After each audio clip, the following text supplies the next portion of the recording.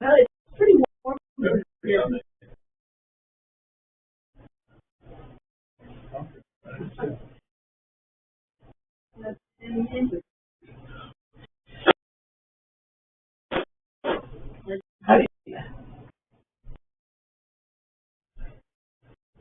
So Luke a good go.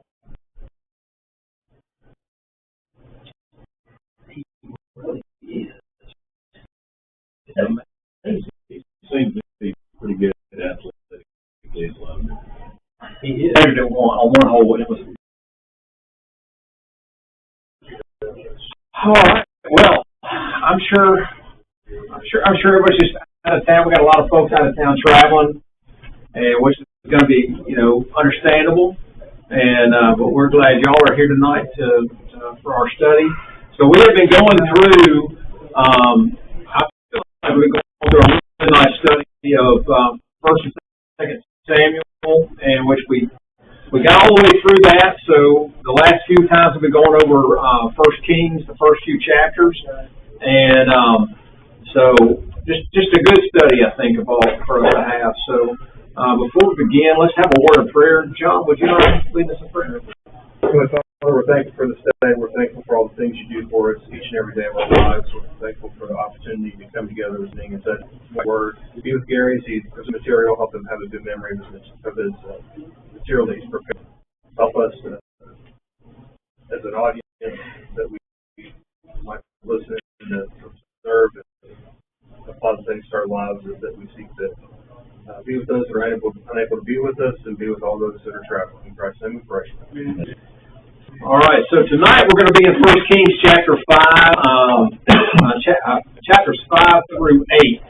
And so as a kind of a brief recap, we're not going to spend a whole lot of time recapping what we talked about before, because we got 4 chapters with a lot of information for us to cover tonight.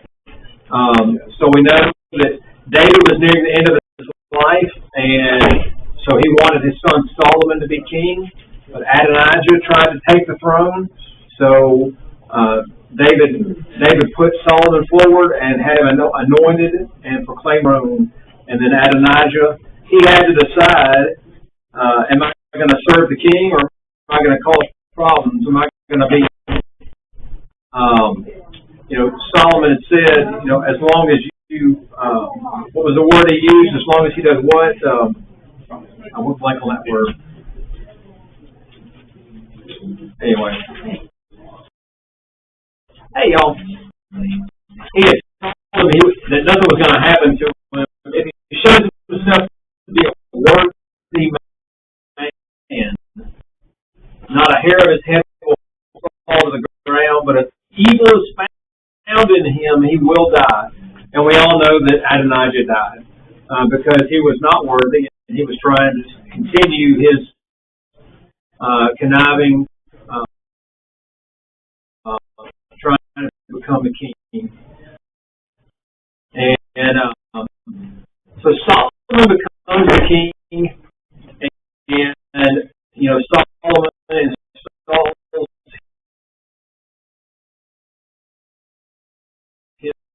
his governors,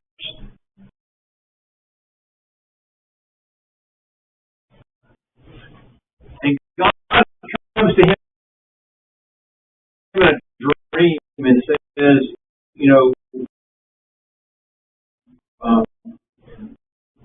make your request, whatever you want, I will give it to you. And what was the one request Solomon had? Wisdom. Give me wisdom so that I can judge the people rightly, and I can understand.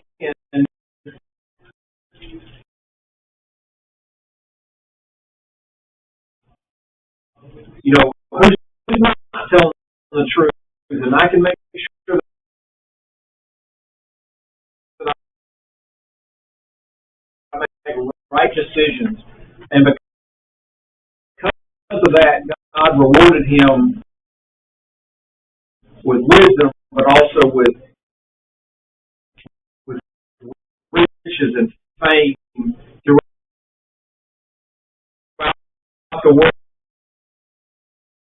that no one else had ever known.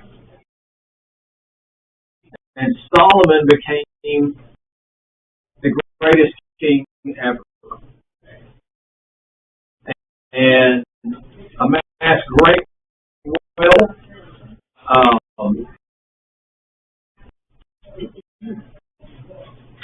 But he also he kind of had a job, and he had a job that was given to him because David could not do it. And what was that one thing that David could not do?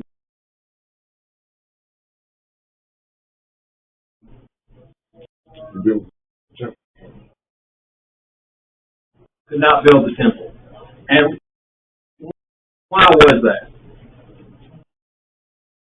The Lord said he had blood in his hands. Blood on his hand. He was a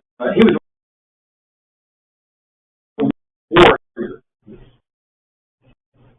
He was a warrior, and so God's choice men, conscripts or servants or forced labor per se of the Israelites to go and help to cut this timber. And in verse 13, jump down there, it says, King Solomon conscripted laborers from all Israel, 30,000 men, and he sent them off to Lebanon in shifts of 10,000 a month. So they spent 1 month in Lebanon and 2 months at home, and Adoniram was in charge of the forced labor. So he's the king. He can push you to do whatever he wants to do when he conscripts 30,000 to go help cut timber. And so let's take a quick second. Let's jump back to 1 Samuel chapter 8.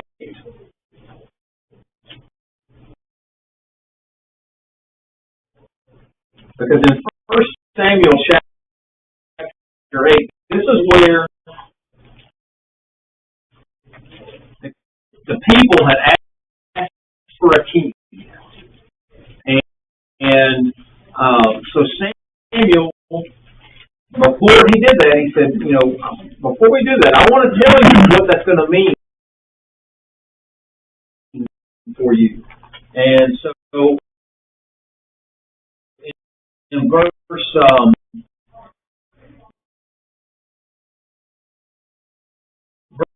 10, Samuel told all the words of the Lord to the people who were asking him for a king. He said, "This is what the king who will reign over you will do. He will take your sons and make them serve with his chariots and horses, and they'll run in front of his chariots. Some he will assign to be commanders of thousands and commanders of 50s, and others to plow his ground and reap his harvest, and still others to make weapons of war and equipment for his chariots.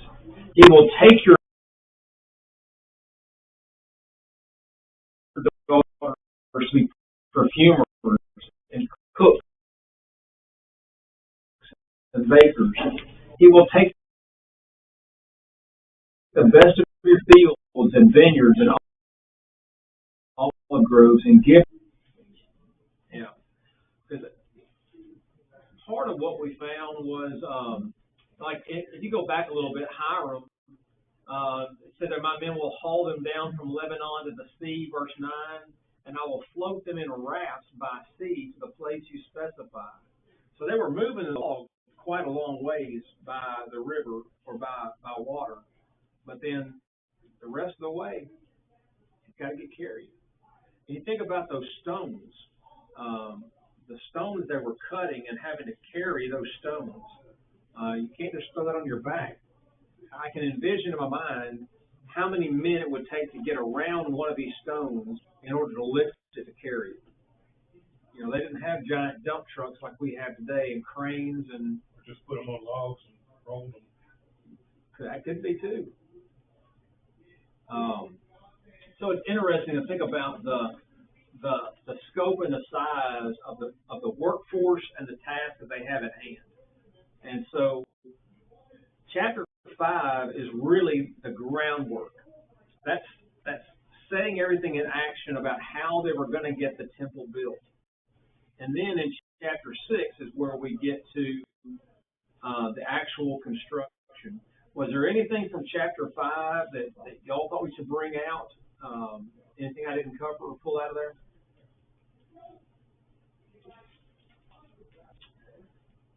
So in chapter 6, so it says in the first couple of verses there, in the 480th year after the Israelites came out of Egypt, in the 4th year of Solomon's reign over Israel, in the month of Ziv, the 2nd month, he began to build the temple of the Lord. And so, you know, he didn't become the king and start building it right away. So we're talking 4 years after. But there also has to be some planning time. So we don't know. I mean, it may have taken 4 years for him to have his, I guess, construction design team, engineers, to design and build what this temple was going to look like and how you're going to lay out the footing and the foundation. But they finally begin the construction in the 4th year of his reign. And verse 2, it says, the temple that King Solomon built for the Lord was 60 cubits long, 20 wide, and 30 high. And so thinking of that in terms of our how feet, it's 90 feet long, wide, 5 feet high.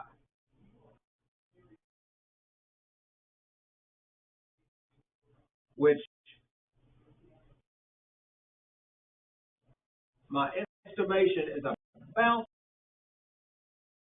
the size of our auditorium.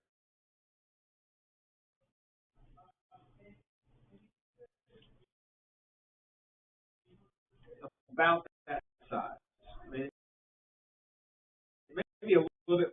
I mean, it's huh? It's smaller than an auditorium.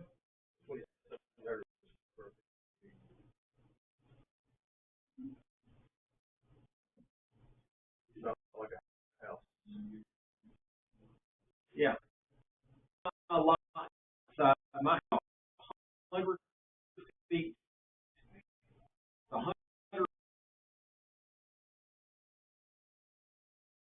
feet wide and 160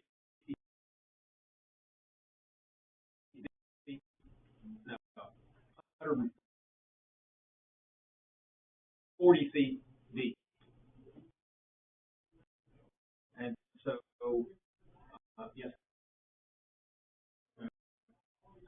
gonna throw in things they built on the outside, like little rooms. They had 3 floors, didn't they?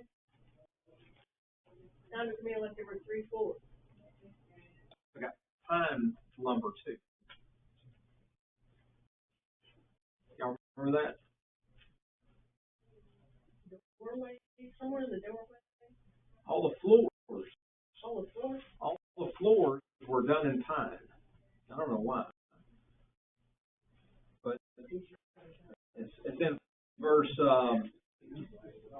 14. So Solomon built the temple and completed it.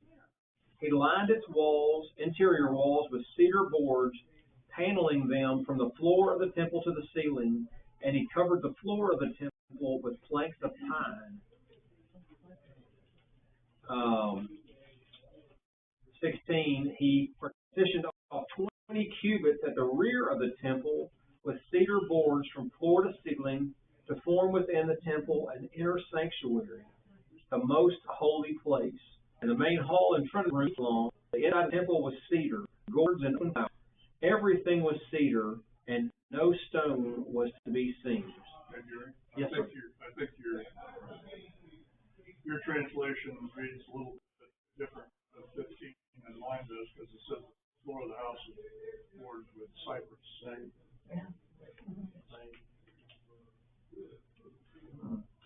Mine clearly says pine. Hang on. King James says fir. Yeah, the King James says planks of fir. Well, you know what?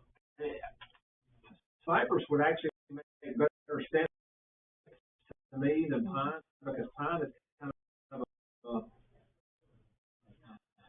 it's really it's a softer wood. It's not a really, it does not stand up very well over time. Cypress, on the other hand, is probably the most durable wood, because it just the way, the density of that wood,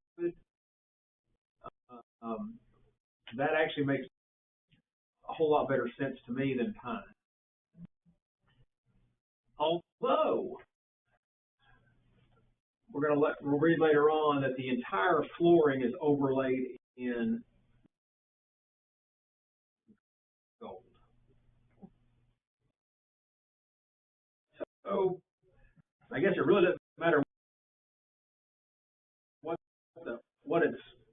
kind of wood is underneath it. It's covered in gold.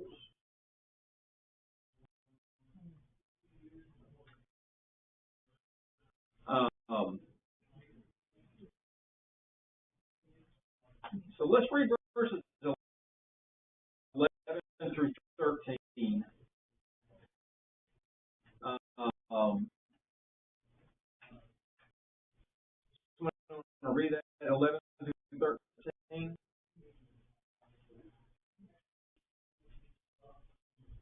Chapter 6.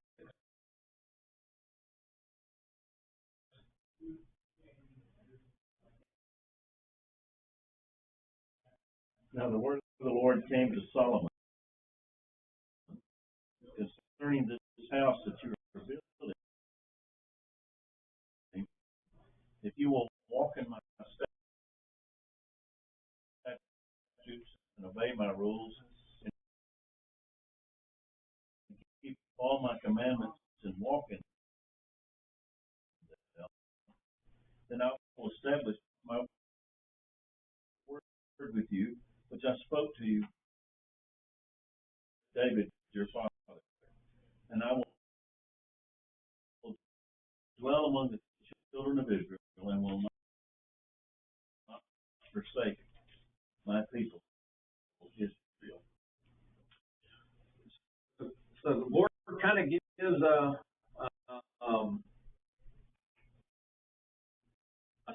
standard.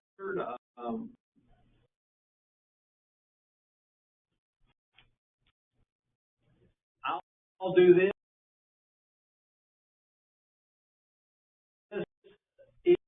you'll do this,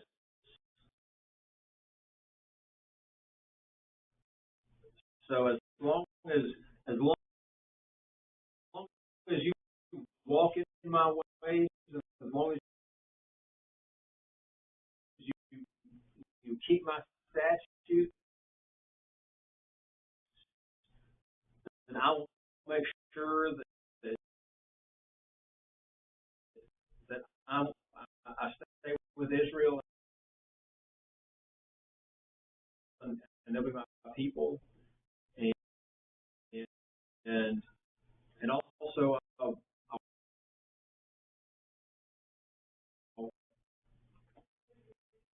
keep you on the throne, or one of your family on the throne. So what do we know happens after Solomon?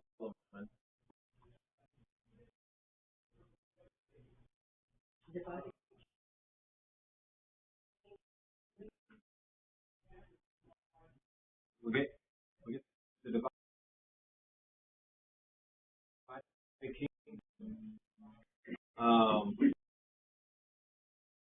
So those that come after him do not walk in the ways and statutes of the Lord. And it's always interesting. I'll do this as long as you do this.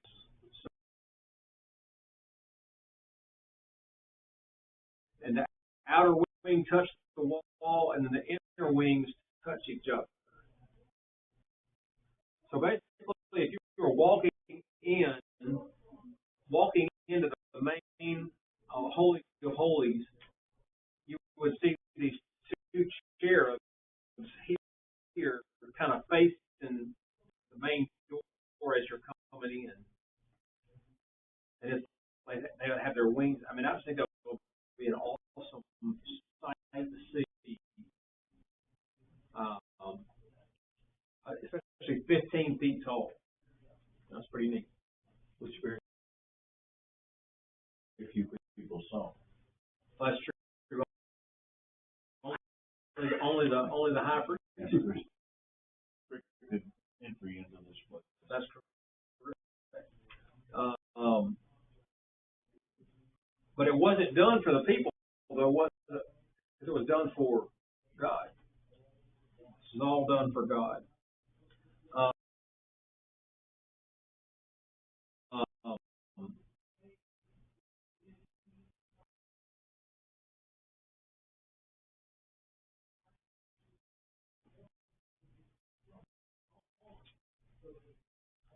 He also overlaid the cherubim were made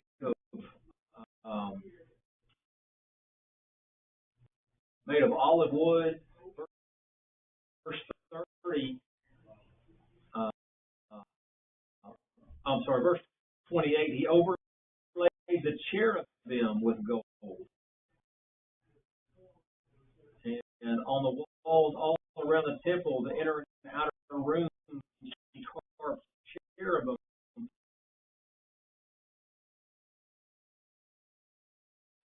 Palm trees and open flowers. He also covered the floor of both the inner and outer rooms of the temple with pure gold.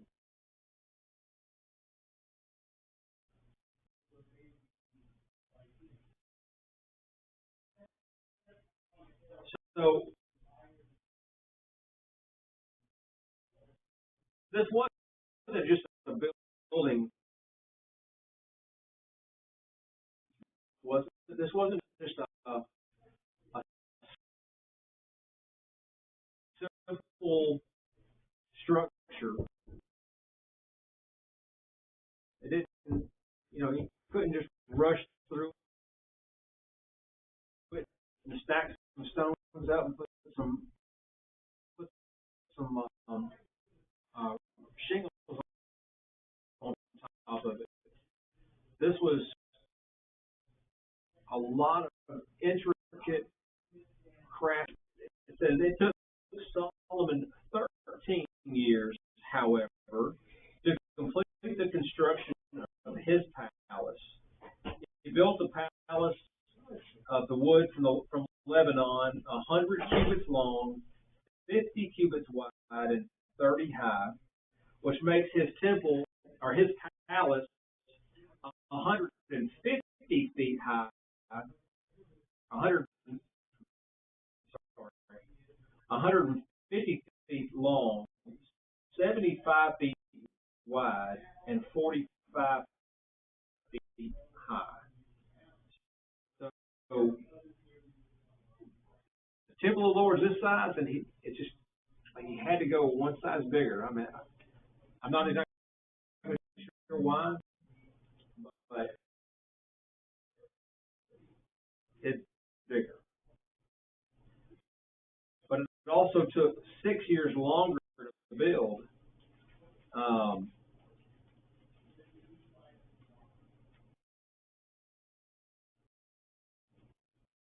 It says he built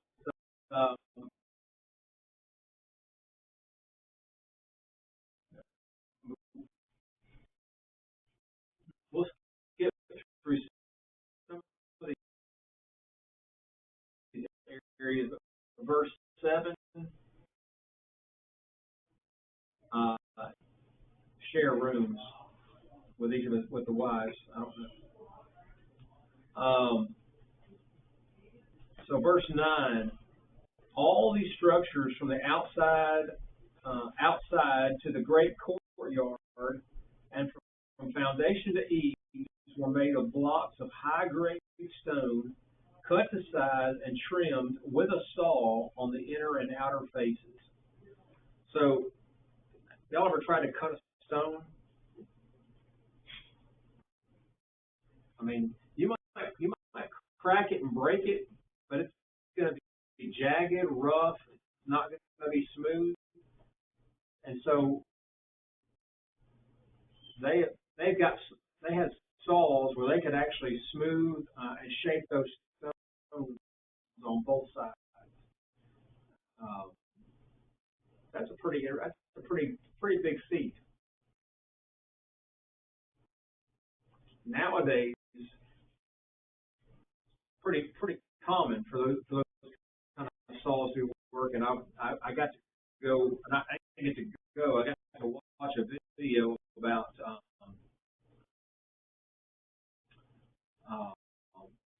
marble. It has to do with headstones, things like that, for the funeral business. But it was interesting how they would go in the quarry, and the saws that they used to cut these giant slabs, and they bring them into the factory, they run them through,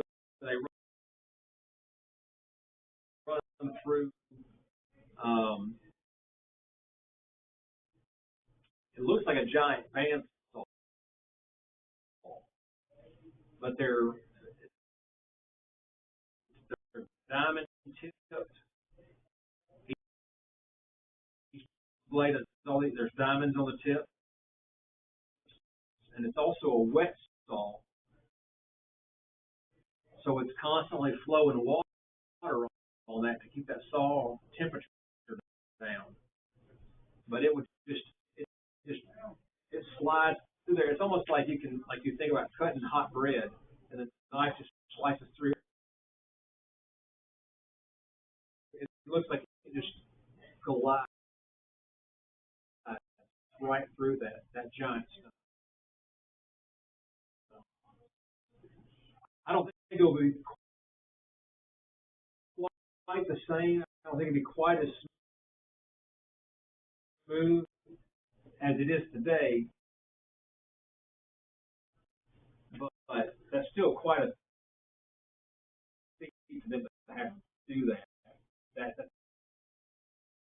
a lot of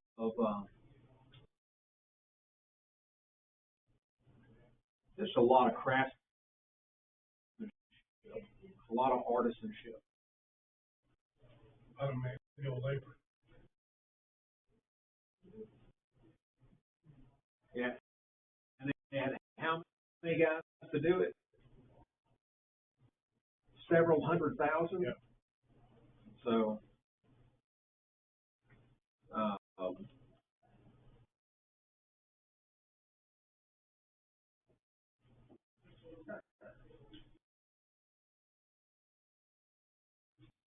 so verse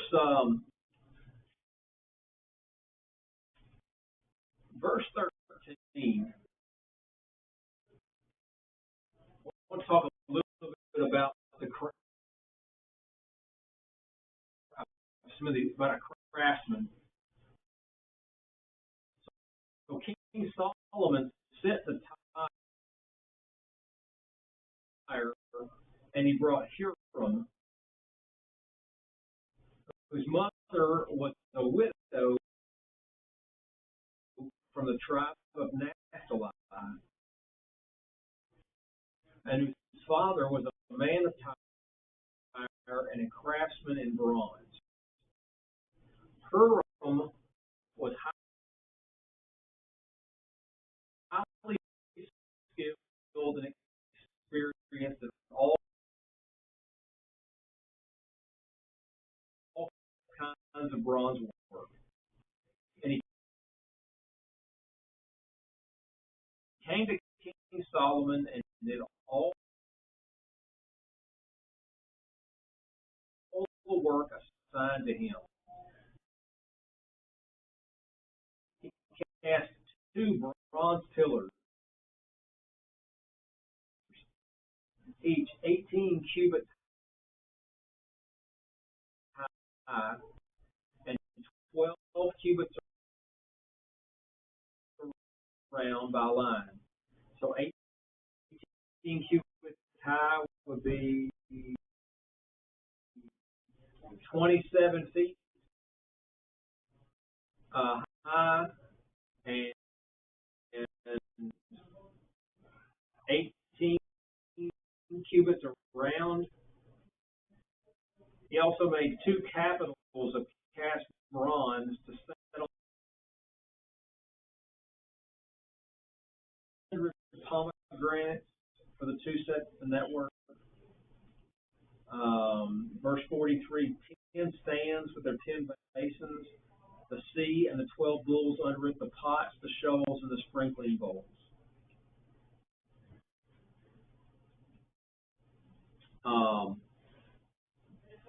Also at verse 48, now this is Solomon. It says Solomon also made all the furnishings that were in the Lord's temple.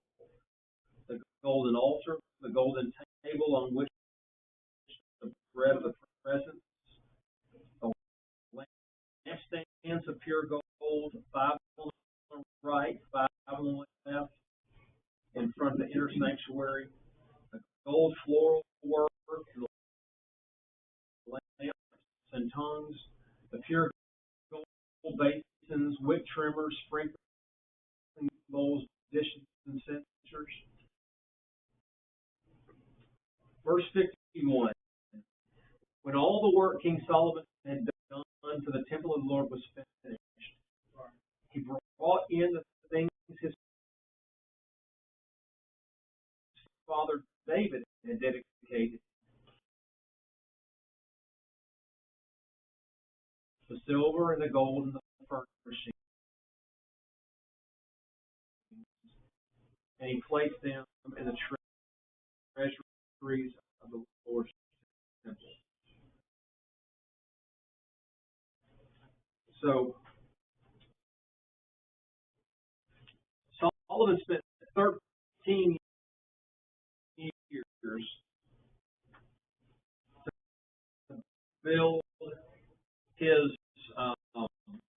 to build his palace, but then at the end he also had that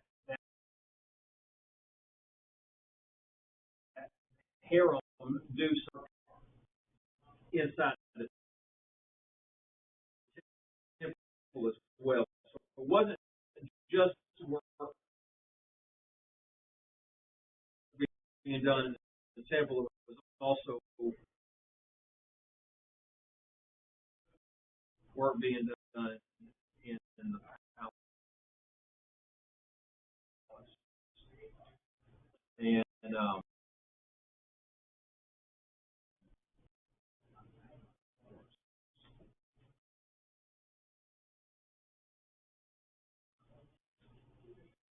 what are some other things y'all can think about? You know, y'all brought out of that I didn't cover.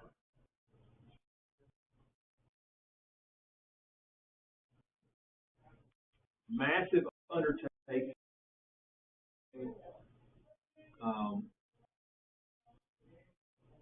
Amazing craftsmanship, artistry. All the men of Israel came together to King Solomon at the time of the festival in the month of Ethanim, the 7th month. And when all the elders of Israel had arrived, the priest took up the ark and the tent of meeting and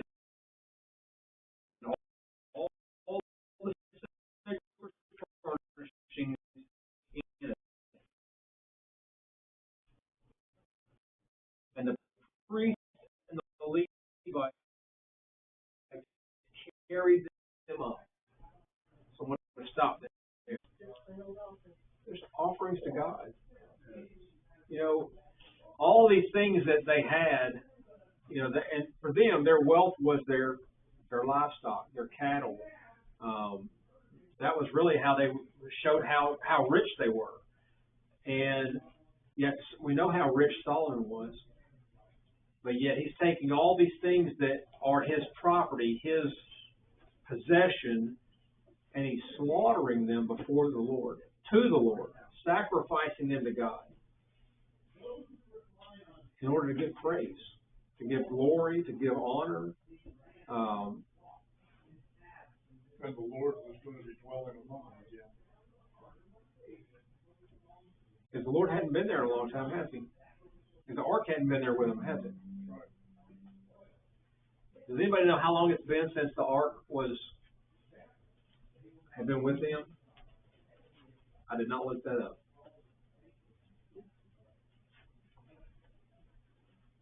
That's about somebody throw that off their head. It's been a long time. We'll just say that. It's been a long time. Decades Yeah. since the ark was lost, and then moved around. You know, with the milk cows bringing it back low and all the Didn't way. make it back to the tabernacle, so. Right. Well, it's been at least 80 years because it was before, it was lost before Saul, and he reigned 40 years, and then David reigned 40 years, so it's. And David had tried to bring it back whenever he built the new cart. That didn't work, so they kept it away. So, yeah, that's pretty easy math. It's been at least 80 years. All right, so they carry the Ark of the Covenant. Verse 6, the priest then brought the Ark of the Lord's Covenant to its place in the inner sanctuary of the temple, the most holy place, and they put it beneath the wings of the cherubim. The cherubim spread their wings over the place of the ark and overshadowed the ark and its carrying poles. These poles were so long that their ends could be seen from the holy place in front of the inner sanctuary, but not from outside the holy place. And they are still there today. Well, not today, but anyway. They were there at the time of this reign. there was nothing inside the ark except the 2 stone tablets that Moses had placed in it at Horeb. Solomon said, "The Lord has said that he would dwell in a dark cloud. I have indeed built a magnificent temple to you, a place for you to dwell forever." So, they bring the Ark of the Covenant in, and as soon as it's inside, the people are able to see this dark cloud. Does God exist in a dark cloud today? Or does God just exist everywhere?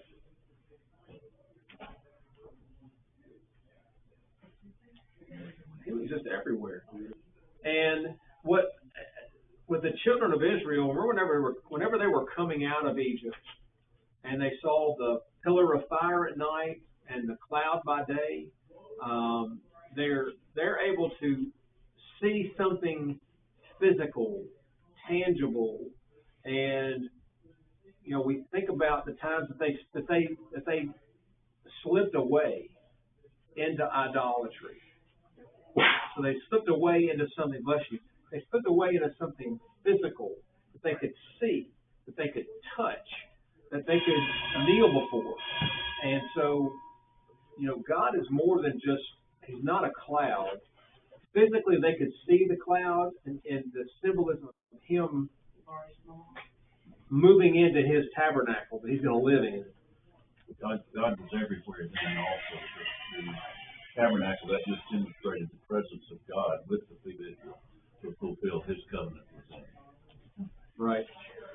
Well, y'all, we didn't quite get to the prayer of dedication, but y'all, if you haven't read that, read the end of chapter 8. It's about the praise to God